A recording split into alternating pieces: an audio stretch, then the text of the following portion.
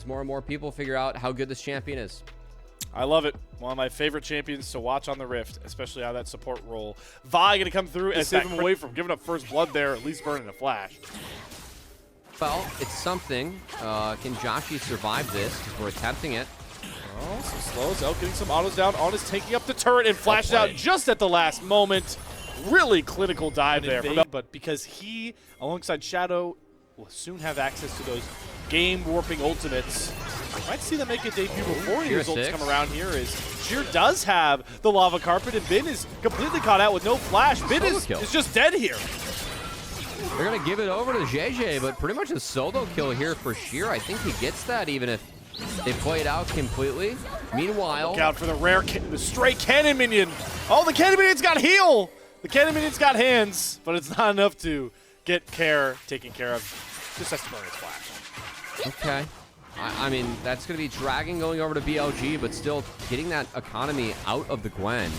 Let's see what Sheer can do. It did say it's 10 plays on the job. Gaining some resources despite Bid's mess up. Well, I mean, at times that's just BLG. Oh my God, the Q into Dway to stun him into the cease and desist. Shadow is styling on his former team right now. Absolutely beautiful from Shadow there. I will never forget the great lethality virus of 2025, I guess. Okay, hold on. Here we go. JJ with the Cyclone is able to catch Knight a little too far forward. Got to flash himself out, as he does not have access to Between Worlds just yet. So good cover for Care, and we'll see how much that allows FPX to mosey their way up towards the grubs. But JJ not having Cyclone makes this a treacherous task, and Pop Blossom dodged by a nice little magical journey there out of Dway, but Elk is transcended, and he's flashed right over the only ability that stops him from solo killing Jachi.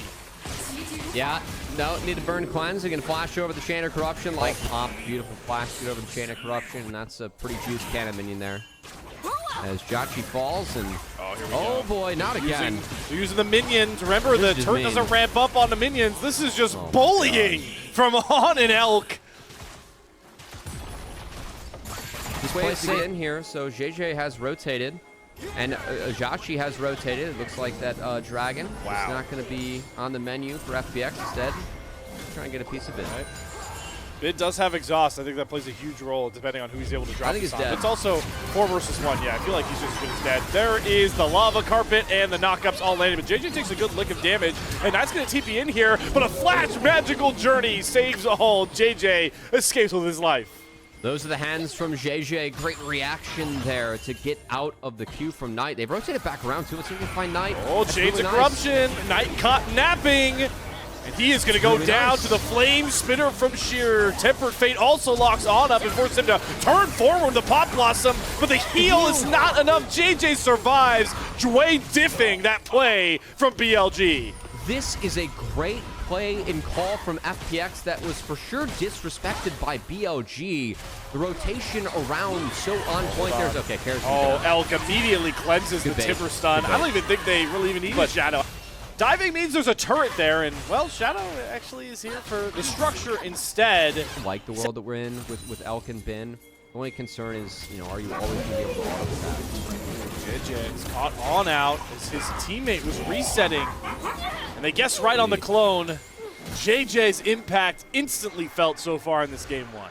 On caught out, no Pop Blossom available, and a Rift Herald likely to fall in favor of FPX, so the good plays continue.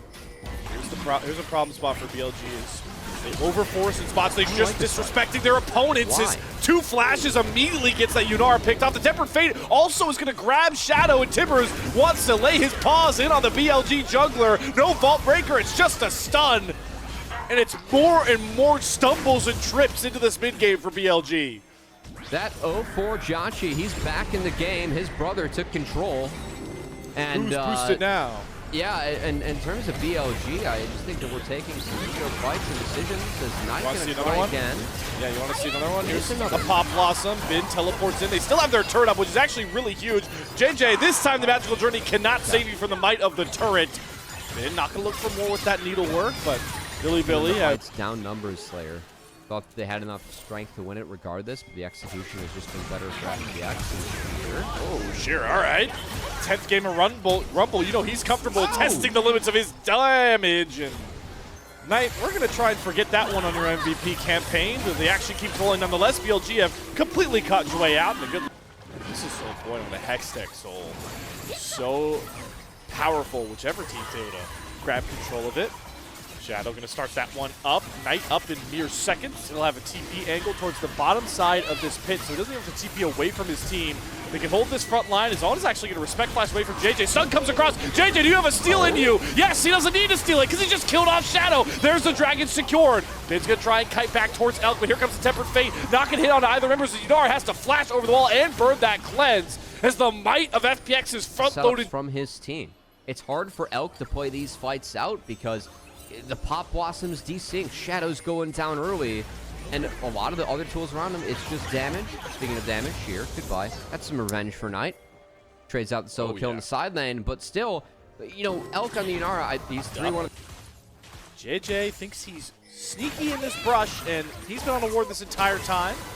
Luckily, not enough to execute damage over the wall from On and Knight, but JJ now, with no camps on this top side, he is forced to take a reset. Oh, no, it's redemption here to keep him around. So Otacon isn't a freebie for BLG, but they kind of feel like it is. That Tempered Fate is a vision one. Yeah, so now that kind of fight-altering ultimate's off the board here for FPX, I don't think they can really force their way in here. JJ's still pretty hurt, but they're going to look for the engage on to Care this time. Elm trying to set himself up with the Transcendence, but the Between Worlds with Bin's damage is more than enough to take JJ down. Here comes the Lava Carbon, really well positioned. There's no jungler left, and the Otacon has completely reset, and that throws a huge wrench in any Otacon plays for either team. Well, that was chaotic as the junglers fall. JJ was taken out immediately. FPX used their ults pretty nicely there to make sure that things were evened up. As gonna return to the wave. Carry top laners, yeah, we can kind of force objectives on our own. It's sometimes been top laners taking dragons on their own. This time it's Shadow and Bin on a little sneak mission of their own, and they're gonna reap all the rewards here. Otacon seem to go down in mere seconds, and what's the worst thing? You trade dragons 2-2? And this is fine for BLG. I mean, Otacon is going to be a lot of power in terms of levels, which I think they really need on their side. Just really strong with levels advantage too. And yeah, you're getting an advantage until you're giving up a Hex Tech Soul that's permanent. Well, if they get a big enough advantage, then all of a sudden Hex Tech Soul becomes your advantage potentially. So that's going to be the target from Jotchi. And meanwhile, Shadow to really threaten that mid-outer. Here we go. Right, Edge of Night already taken down. Tempered Fate, though, is going to stall Jotchi's execution. Pop Blossom going to hold Gen.G's clone at bay as Ben wins his 1v1 with Sheer off to the side. But Care is able to drop Shadow off. Both jugglers again trade out very early in the fight. Clutch Pop Blossom from On. There's no way for Elk to get in. He just can't get reliable autos down. He did. It's a completed. A lot of flashes missing. A lot of flashes missing. Started. Yeah. No flashes on BLG. I want to see if that Care has goes. it. Yeah. Yeah, I want to see Care jump forward this Timbers. Now is the Bard with the Spellbook Smite. Gets the Dragon, but JJ goes way too far forward with the Hexgate. Tempered Fate bails him out. The Bard diff really starting to manifest a lot in this game for Jouet. I mean, that was massive, because that's almost a scenario where it's a win for BLG. As JJ slinks out of there, he's going to lose his like that. It's been a decent performer, a solid, decent performer on a team that, of course, has really struggled in group descent. Big time plays in the biggest moments as once again he finds a Tempered Fate catch on a Shadow, chains the Corruption down next. Piercing Arrow going to chunk him down to half. You have to rely on that red buff for a lot of his healing and maybe some of the camps. So for now, FPX will get control towards that Baron, but how much value can you get out of some of those ults you've already burned as JJ gets caught by a big Pop Blossom and On make sure that he trades his life with the junglers. Win for BLG now. They have a much superior smite left up on the board, and they're going to try and take control of the Bear Pit or look for more as Care sends Shadow on a long ride, but it's one back towards the fountain. Another quick trade, 1-for-1. I mean, they traded up, I guess, the second time as junglers and supports are both down. Now Bin pressing R. It'll work, but he gets Timbers dropped, even though he tries to stasis it with the Gwen passive. The Zanyas forces out the E from Sheer. He's able to get that first kill. Jotchi, though, is down as Knight gets just enough damage out, and Elk is going to take the turret up through the stasis and help Knight knock down FPX by, again, fight. Kind of sloppy, though. That 3v3, I'm very surprised they ended up taking that. But with how sloppy that last fight was, there's no real Baron play. Just JJ losing control over a Scuttle Crab that he now has to pay with a flash and the Tempered Fate out of Jway, so JJ's over-aggressive positioning. Coming in from Bin, they're going to probably just have to slam the Rumble TP now, but is it too late? Looks like it's too late. Jway has no hero smite to help out, and JJ, Cyclone just used defensively. They do catch on off to the side, but Elk is able to put some serious damage down. Karen goes into the stasis. Shadow is out. Sheer flashes after him, and Chachi's able to grab Elk and knock him down. Bin saves the fight for the second by trading out Sheer, but JJ and Jway are going after him. No stun lands. Bin trying to kite back using the scissors to the best of his advantages. The soul lanes to BLG. They have to hold up tall, and Knight slams the golden left hand down on the head of FPX. No, sir. No fight win for you. Knight triple kill. Is it an overchase? Is it not? Who knows? Regardless, Knight with the flash made it happen. And they got the biggest moments where he has to have that impact, and like an MVP, the most valuable player on your team.